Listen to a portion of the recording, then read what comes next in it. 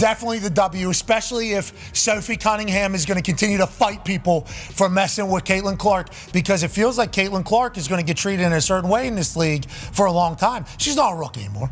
Okay? She's already proved herself. She's won.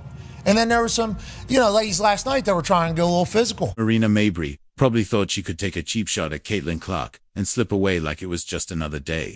But what she didn't count on: Sophie Cunningham, Indiana's no-nonsense enforcer and walking alarm system. From across the court, Sophie saw it all and wasn't having any of it. If Caitlin's the WNBA's golden ticket, then Sophie just signed up as her full-time no-days-off bodyguard. Drop Goat CC and Spicy Sophie in the comments if you're riding with this duo. Let's go. Marion Mabrey, who knocked Caitlin Clark down. I don't like these cheap shots, though. She got gouged in the eye. Cheap shots can't be happening, and it always happens. No. Caitlin is certainly going to be a storyline. She's a star. She's a dog. And the WNBA seemingly on the rise. This wasn't your typical chippy moment. Not even close. It wasn't just about the foul. What went down on that court was a primetime statement. Disrespect Caitlin Clark. And you won't just hear from the refs. You'll hear it loud and clear from Sophie Cunningham in full surround sound. And Caitlin, ice cold. She didn't flinch. She let her game do the talking, raining logo threes like heat-seeking missiles, while Sophie made sure the tone was set. Mess around and find out. Last year, I think something we noticed, and I think a lot of people noticed, is when Caitlin would get bullied, nobody would do nothing. That's right. Nobody would do nothing. It was like, hey, they didn't know, like, whoa, I can't believe this is happening. I can't believe people are doing this to Caitlin Clark. Teammates weren't jumping in there. They bring in Sophie Cunningham. I had no idea. Sophie Cunningham was a black belt at the age of 6. Yeah. Yep. Boom! Wow. JC Sheldon, that's cute. You want to poke her in the eye, then push her into a boom Mabrey thing? Go ahead. I'll take a take foul, and you'll eat the deck a little bit here. And then we'll get out. I love it. Let's rewind to where this circus really started. JCS, Sheldon, yes. The same player already building a questionable highlight reel. Decided to level up with an eye gouge. She went straight for Caitlin Clark's face like she was checking her cornea for rebounds. There was nothing subtle. Nothing basketball about it. Just a blatant, intentional jab. And anyone with working eyes saw exactly what it was. Caitlin Clark was just assaulted. Bad. This is the worst one ever, bro. She was literally poked in the eye, then pushed to the ground by Marina Mabrey. But things went from bad to worse when Marina Mabrey entered the scene. With Caitlin still reeling from the eye poke. Mabrey came in hot, delivering a hit that looked more NHL than WNBA. It wasn't basketball. It was a full-on body check, and it sent a clear message. Just not the one she was hoping for. Marina Mabrey basically just did what Kennedy Carter did on a whole nother level. And guess what?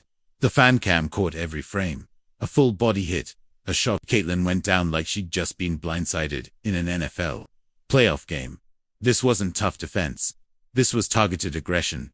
Plain and simple. The Fever and the Connecticut Sun got into it a little bit last night. Obviously, it all started with an eye gouge into a knockdown from JC Sheldon. Caitlin is up there with the MVP, probably with Big Feast out in Minnesota. I don't like these cheap shots, though. She got gouged in the eye. Yeah, big time. Gouged in the eye. Marion Mabrey, who knocks her down. Mabrey just goes and shoves her onto the ground. Marina Mabrey, this is ridiculous. Then came Pat McAfee, never one to sugarcoat, on his show. He broke it down frame by frame, barely holding back a laugh. That ain't basketball, he said. That's a straight-up assault on the league's biggest draw. Boom, right. In the eyes, he joked, she might need protective goggles just to survive the season. And the rest of the panel, just as fired up. No debates. No gray area. This wasn't competition. This was personal. I don't like the blindside cheap shot. I don't like the poke in the eye. But I don't mind the physicality. Yeah, I don't mind a little bit of like competitive, how you doing, keep it moving. Especially at the WNBA with how much is at stake. You know, right now they're at a pivotal time. Yep. There's a CBA coming up, I think. I believe there is some sort, because remember they're talking about holding out. Yeah. Oh, yeah, that's right. Yeah, You're so there is some sort, I believe there is a CBA coming up. So it's like there's an opportunity now. What is the pivotal time? It's like having good basketball, good. Having cheap shots, not good, probably. Evan, if you've been watching this season, you know this wasn't Caitlin Clark's first run-in with dirty play. She's been elbowed, shoved, tripped, taunted, and body-checked more than any rookie should ever have to deal with. And through it all, her own squad mostly stood by and shrugged. Mind you, JC Sheldon has been hitting Caitlyn in the face all game, fouling all game. The refs don't care. The refs act like their whistles are broke. She's fouling her nonstop again, hits her in the... But this time, Caitlyn wasn't alone. This time, she had Sophie, and Sophie didn't just show up to play. She came with vengeance. When Sheldon and Mabrey tried to rough Caitlyn up, Sophie didn't wait for the whistle. She snapped into action, letting out a war cry that probably made courtside fans double-check their phones. She got in faces, planted her feet, and dared anyone to cross the line again. This wasn't retaliation. This was regulation. Pat McAfee said it best. You take a swing at Clark, you're taking a trip to the floor. Simple as that. Sophie isn't just a teammate, she's a goon, in the best possible way. And honestly, that's exactly what this team's been missing. Every legend has one. Jordan had Rodman. Steph has Draymond now. Caitlin Clark has Sophie Cunningham. Sophie Cunningham coming in there too. She was barking the whole time too, underneath the hoop at that. When she was grabbing the head. Is that like who she is? She's like an enforcer? Yeah. Yeah, it feels like she was potentially brought in like a James Johnson type role for Tyrese Halliburton. And it's like, thank God. I think this is a good play, not a bad play. You always need some. I don't know if they still call them. You need some goons on your team for sure, especially when you have a star like that. Yeah, when you have the golden goose, just like MJ was, when you had his teammates who would kind of protect him at times when the dirtbag Detroit Pistons had those MJ rules. So this is what the greats are gonna go through. Candace Parker kind of went through this. She came in the league, but yeah, Caitlin Clark's gonna continue to deal with it, and she's a dog. And Sophie's presence changed everything.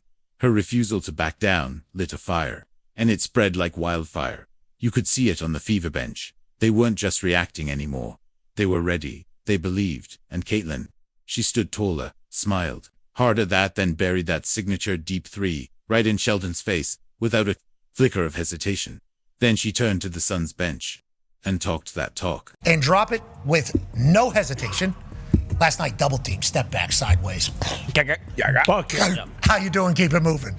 Then how about her to the bench afterwards with a? You like that? Yeah, it was you like that, but that last one right here, this is a. Get to it, get to it, get to it. The punch is a. I'm the one. This was the moment fans had been waiting on for months. Everyone's been begging, pleading for someone, anyone, to finally stand up for Caitlin Clark. To stop letting the cheap shots and blatant fouls slide under the radar. And Sophie, she didn't just stand up. She grabbed a bold Sharpie, drew a thick line across the court, and said, try that again, and see what happens. I mean, she's a needle mover, and she's got an enforcer on the team now, and a black belt having Sophie Cunningham. Don't look now, the Fever about to win WNBA title, just like they're about to win the Commissioner's Cup. And this wasn't some random emotional outburst. Sophie was calculated. Every step, every bark, every hard screen, deliberate. She wasn't just protecting Caitlin Clark. She was daring the league to keep ignoring what's happening, not just changing the tone. She's rewriting Indiana's entire identity, from passive underdogs to fire-breathing enforcers. She's one. She's a needle mover. Caitlyn is the one. No comparison to Caitlin Clark. Caitlin Clark is the most watched basketball player in world basketball right now. There's nobody that does what Caitlin Clark does. She's the biggest basketball star in the world. How special and rare Caitlin Clark is.